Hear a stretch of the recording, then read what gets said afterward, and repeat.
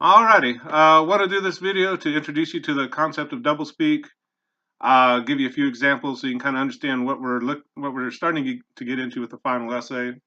Eventually, with your essay, you're going to find a source using doublespeak and it kind of expose the source like a investigative reporter, basically, and kind of show us one person or one ad or something using doublespeak.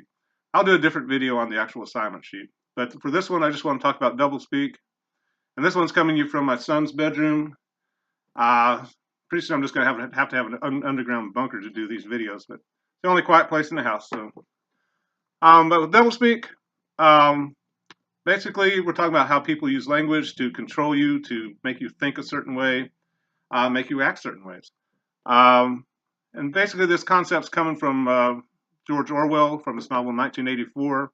If you've ever read it, you'll remember Big Brother uses newspeak language to control all of the population and to kind of keep them pacified and compliant. Big Brother's three main mantras: war is peace, right? Mike Pitts just went up to Minot, North Dakota, to the Air Force Base and talked about how the nuclear weapons help maintain the peace there, right? Ignorance is strength, freedom is slavery. Why does the government want to monitor our internet use and things like that? Well, they don't want us to be too free, right? If you've never read the novel, it's a good summer read. It'll scare you. But flash forward a few years, and William Lutz, professor at Rutgers University, wrote this book, Doublespeak. And this is where our definition of doublespeak is going to come from. He's kind of the guy who kind of codified all this and made it a little easier to talk about. Doublespeak's been going on since people use language, right? But we're going to kind of codify it in certain ways, particularly in this essay. I'm not going to read this whole thing to you. It's going to be on the assignment sheet. But with this definition, what you're going to notice is that language can be used to obscure unpleasant facts. When things go wrong, our language starts to reflect that in many ways. Language can be used to avoid or shift responsibility. There's oftentimes none of us want to take responsibility for something, and our language is going to try and get us out of that. And sometimes it sounds like people are communicating with you when they're really not. And that'll be another way doublespeak might creep into our lives. But those are kind of the three main points. Some quick examples just to get us started. And again, I'm not trying to make anybody mad here. We're just focusing on the language, right? So if you listen to an abortion debate, how they talk about the fetus is going to kind of indicate which way the debate's headed, probably. If you start talking about an unborn child, you're probably looking at a pro-life argument, although it's kind of an odd term if you think about it. It sounds like little zombie fetuses or something. We don't usually define ourselves by what we're not, right? On the other hand, if you just start talking about unviable tissue or procedures, you probably got somebody coming from the pro-choice side of the debate. Kind of using language to kind of shape how we're going to talk about something. Education, like teachers have to do those standards of learning tests and be judged by them, and some teachers kind of balk at that. And this came from when it first started in Southwest Virginia. They kind of complained because they said they were working with a challenged population, and that they shouldn't be judged on the scores of these students. But if you think about that term, who's really to blame there, right? It's not the student's fault. It's not the teacher's fault or the schools or the parents. It's just the population. I'm not sure what you do about that. You can't just move a population out and bring a new one in there. But it's kind of shifting the blame away, kind of obscuring facts. Kind of interesting phrase there. And that's kind of what we're looking for as we talk about doublespeak. Like, what exactly does that person mean by that? Right here, it doesn't sound like he or she's saying anything particularly nice. But it's hard to tell. So we're going to talk about three main types of doublespeak: euphemism, jargon, and inflated language. William Lutz in this book, he breaks it down into four, which is fine. Either way we want to go there. But euphemism, putting an inoffensive or positive word to avoid a harsh or unpleasant or distasteful reality. We do this all the time. It's not unusual to, when somebody dies, to say, I'm sorry your mother passed on, or you lost your mother or something. And it's a euphemism, but it's not doublespeak because everybody kind of understands what's being said. However, one day you might go into your boss's office and you won't get fired. You might be asked to take involuntary early retirement. They might start talking about restructuring the company and restructuring you out of it. At Northeast State, we've recently gone through a right sizing, according to our president, where about 40 people lost their jobs. And teachers, we don't tend to get fired. We're not renewed. And there's all kinds of nice ways to get rid of people. And people are out of work. And it starts to become doublespeak if they're kind of hiding behind these words to make it sound not so bad. Sometimes people do have to get fired. And it's not pleasant, but hiding it behind soft language or euphemism can start to become a bit of a problem. When you talk about unpleasant things like war, people die, right? But how do you start talking about that? Are the euphemisms something we're all agreeing on, or is it starting to hide something, or hide certain unpleasantness about it? Sometimes the military, they kind of use language to kind of soften the blow, so to speak. Instead of killing people, targets might be acquired or serviced. They might be converted using air support. Means you're bombing a place, right? Might use a preemptive strike, which is an interesting phrase, right? That kind of means I'm going to attack you because I think you might attack me. But you don't want to sound too aggressive, so you use a phrase like preemptive strike to make it sound a little bit better. If you service the wrong targets, there's interesting phrases for that, like friendly fire or collateral damage. You might even blame the bombs, right? The incontinent ordnance caused the collateral damage. And all of a sudden, there's nobody doing the action in the sentences, and it gets a little weird. And it's, if you're tuned into doublespeak, your ears start prickling up and say, "Wait a minute, tell us what happened here. Don't hide behind euphemisms so much." And again, sometimes it's not necessarily doublespeak. You're just trying to, if everybody agrees on the terms, but still it can get kind of interesting. If a soldier dies, in action, we're taught to kind of say he gave his life for his country, or he made the ultimate sacrifice, or she made the ultimate sacrifice. It's an interesting phrase. It kind of puts the blame on the soldier for being in that particular spot, and not the government that sent the soldier there. So, it depends on who's using it. Sometimes we use these phrases to be respectful, which, obviously we should be. But sometimes, especially the government using it starts to get a little odd. Like you're kind of blaming the soldier for getting killed, instead of asking what happened and why was that person there. I mean, if we're going to send our best and brightest out into these areas, we want an explanation about what happened to him or her. And of course, we're the good guys, right? Other militaries, other governments, they'll do purification programs, re-education programs, resettlement programs, all kinds of euphemisms to kind of hide very unpleasant facts about what they might be doing. Obvious good example are the Nazis, big with the euphemisms, right? Resettlement, particularly to the east, wasn't quite resettlement, right? They were being moved to concentration camps or to ghettos where they would eventually be sent to concentration camps. This is the gate at Auschwitz. Work will make you free. Classic kind of doublespeak kind of move there, right? Yeah, they're going to work you to death, and I guess you'll be free after that. And of course, the ultimate euphemism, the final solution. What's the problem? That's kind of the question. It's a problem created and manipulated by the Nazis to kill a lot of people.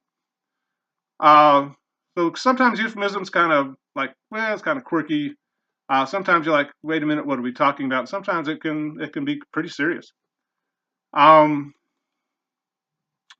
So kind of where it becomes doublespeak, it's kind of one of the things we're going to be examining within the essay eventually. Jargon and weasel words. Jargon is a specialized language of a particular profession or group. You want your emergency room personnel, when you go to the hospital, to be able to speak quickly and get things done efficiently, right? So they're going to have their own little language to make sure that happens. Same thing in the military. You're not going to sit there and write a 5-paragraph essay saying, I could really use some help out here. You're going to have a language that you use to get the help you need as soon as possible. And we all use it. You're learning some jargon in this class with all my, my writing comma splices and agreement and all these other terms that you may not have been familiar with when you first entered. Again, that's not necessarily doublespeak, but sometimes if they're using that language against you, it might start to become doublespeak. If you go to the hospital and have a negative patient care outcome, something's wrong. You died, especially if it's it results in a terminal episode. And when something like that happens, you're going to start using language to shift the blame. Might be due to a diagnostic misadventure. Well, then you got to start getting into who made the misadventure there, so to speak. Who made the decision that ended up hurting somebody. Sometimes when planes crash and airlines have to account for it, the planes might have might be said to experience an involuntary conversion. If you're inside the plane, that's not something you want to participate in. So sometimes, if we kind of all understand the language, it's not doublespeak. Sometimes if there are people using jargon against you to hide a fact or hide a bad thing, start to have a problem there with the language there. With advertisement, jargon, a particular type of jargon is called weasel words. They're words that seem to say something, but they qualify whatever comes after. And you'll see this in advertisements. The words like helps, Crest helps fight cavities. Well, so does rubbing your teeth with your finger, right? Things that fight things or control things. Dawn leaves dishes virtually spotless. That means it leaves dishes spotty if you think about the word virtually. You're virtually a millionaire just from taking this course, right? This class can help you become a millionaire within 5 years. If you don't, I'll give you the $1 million myself. If you come back in 5 years and say, hey, where's my money? I'm going to say, well, I just said it'd help. I didn't say it would do it, right? That helps is a weasel word. Drugs that treat or works to do something doesn't mean it actually necessarily does it. Weasel words get tricky because sometimes you kind of just pass right over them and you don't realize what's being said to you. Want to play a video? This is a Zoloft commercial. Once you kind of listen for the weasel words, because they kind of slip them in there, so they're kind of qualifying what they're saying.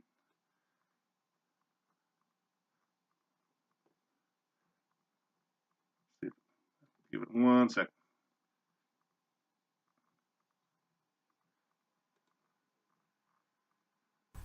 You know when you feel the weight of sadness. You may feel exhausted. Oh, no, sorry. No.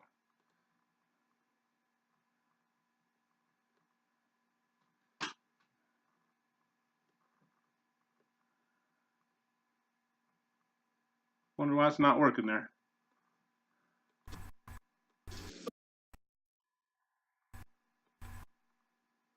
Ah.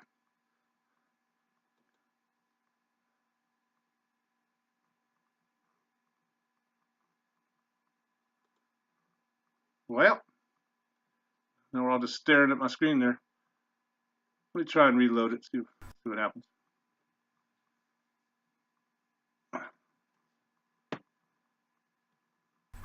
You know when you feel the weight of sadness. You may feel exhausted, hopeless, and anxious. Whatever you do, you feel lonely and don't enjoy the things you once loved. Things just don't feel like they used to. These are some symptoms of depression, a serious medical condition affecting over 20 million Americans. While the cause is unknown. Now stop there. They just said the cause is unknown, right? And now they're going to give you a dramatization, which means they're just going to make a cartoon, and they can pretty much do whatever they want. I'm not a nursing major, but I'm pretty sure that's not what nerve cells actually look like. Also notice they kind of get you to diagnose yourself, because they're playing these on, well, they used to play this on TV, they don't anymore. Depression may be related to an imbalance of natural chemicals between nerve cells in the brain. That word may is a weasel word. It may or may not be related. Once they say may, they can say pretty much anything they want after that. Prescription Zoloft works to correct this imbalance. It doesn't mean, works to correct, again, another weasel word there.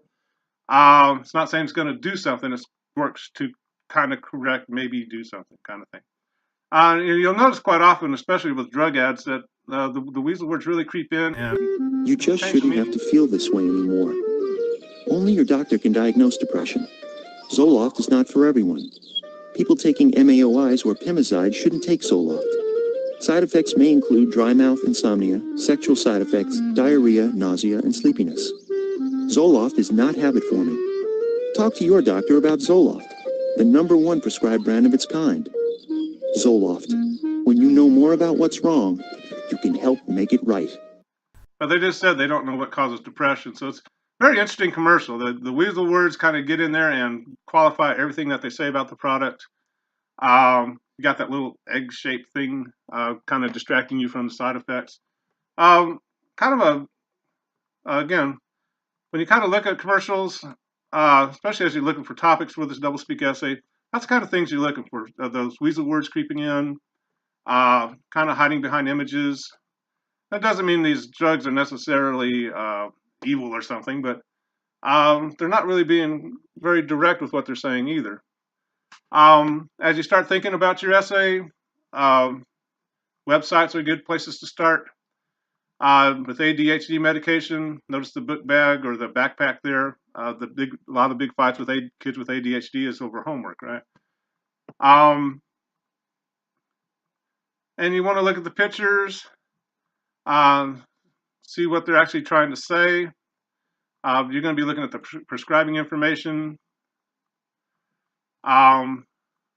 This is an amphetamine-based medication for children. Adverse reactions. Again, kind of an interesting euphemism there. It's not the drugs causing the problem; it's your reaction to the drugs that's causing a problem, right? And of course, basic problems you have when you're taking amphetamines. But you're going to try and look through an advertisement. It's going to take me back, yeah. Kind of see what kind of images they're working with, what kind of words, what kind of weasel words are being kind of slipped in there. Vyvanse is for ADHD. What exact? That's not quite saying it's going to cure it or fix it or anything like that. It's just kind of designed to maybe treat it. And something like this is kind of good because there's a lot of copy there. You can get into all the weasel words and stuff, the treatment of attention of ADHD. Doesn't mean to cure, right? It's just going to treat it. Treats one of those weasel words that we're going to be looking for. And you're going to see these weasel words creeping in almost everything. In education, we enhance everything. Your learning's been enhanced in this course. If you look at sales in the stores, that word up to is a weasel word. Up to 90% off, it's like, well, good luck finding that 90%. There's going to be a bunch, maybe 2 for 1 or something.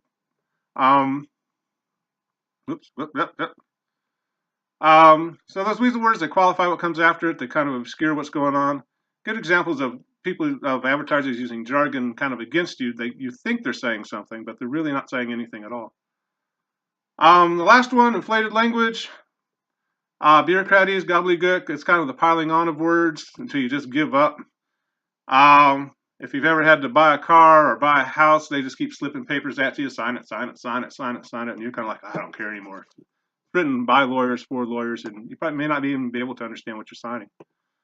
Probably most of you have looked at a Microsoft agreement. I'm sure you read it word for word, all the way through, and checked to make sure you didn't have any questions. Basically, this is written by lawyers, and they're just going to keep at you and at you and at you till you just say, I don't care, I just want to use my PowerPoint, or I want to play my game or whatever, and you're going to just hit I accept and move on with your life not knowing what you've accepted, which can be a little dangerous, right? What do you sign when you go into the hospital? The emergency room will give you a bunch of papers to sign. Do you read those? Do you know what you're signing? Sometimes inflated language can just be kind of silly. May not be people trying to hurt you or anything.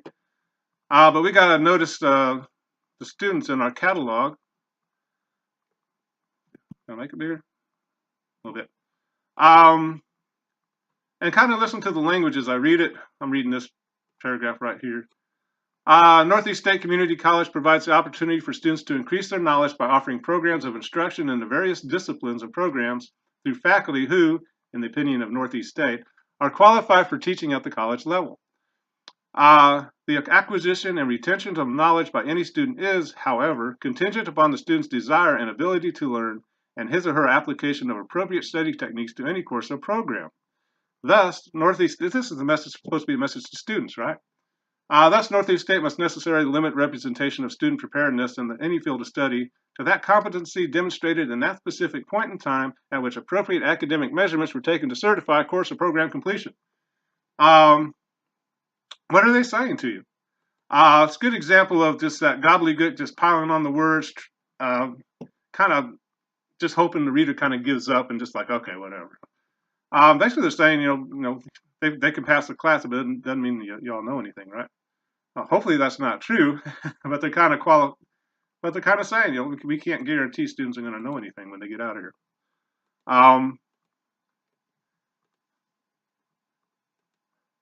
Sometimes you're going to see the combination of the different types. General Motors got in trouble for some bad ignition switches. If you had too much on your keys, it would turn the car off, I think. So they got to kind of find a way to talk about this without admitting too much guilt. But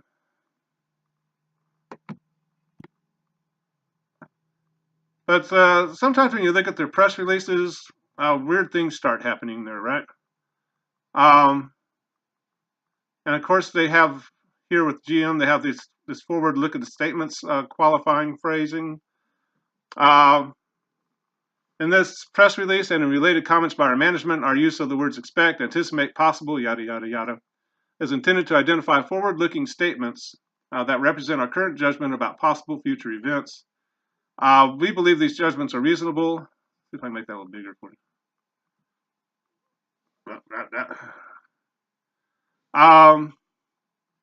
But these statements are not guarantees of any events or financial results, and their actual results may differ materially due to a variety of important factors. And I'm going to start seeing some doublespeak creeping in there. Among other items, such factors may include our ability to realize production efficiencies and to achieve reductions in costs as a result of our restructuring initiatives and labor modifications. Some interesting euphemisms there for for firing people, for people losing their jobs. Our ability to maintain quality control over vehicles and avoid material vehicle recalls, and the cost of, and the qualifying everything they're going to say at the end of their press release where they're supposed to be trying to say something. So you get kind of a very interesting effect with all the doublespeak. One, they're piling the words on, so you just want to quit. They're using euphemism to kind of put obscure, unpleasant facts. And they're probably going to end up trying to shift responsibility or make sure, you can't pin them down on anything particular. And that's kind of how doublespeak works. And sometimes, it can just be exasperating trying to work your way through some of this stuff. I'm not going to play the John Oliver video. If you want to, John Oliver does a good job of ripping GM apart for some of the things they said. But if you want to go see that, it's a good video to watch. And it talks about the language that GM agrees to use when discussing the cars that were defective and kill people. That's kind of how doublespeak works.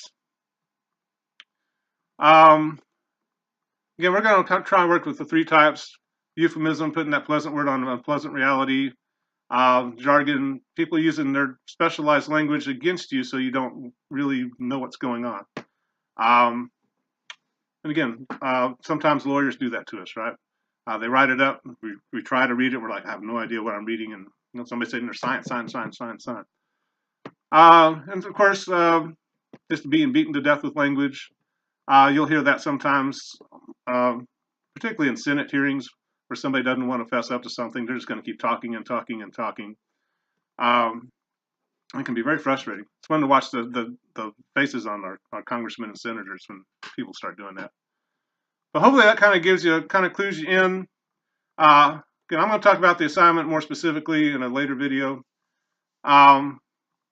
It's kind of a complex subject, but it's a pretty serious part of our lives, and we got students need to kind of be able to pick up doublespeak when it's being used against them. But I'm going to stop there. Kind of a long one, but kind of a complex topic to get into, especially online. But we'll work through it. We'll talk to you later. There we go. We'll talk to you later.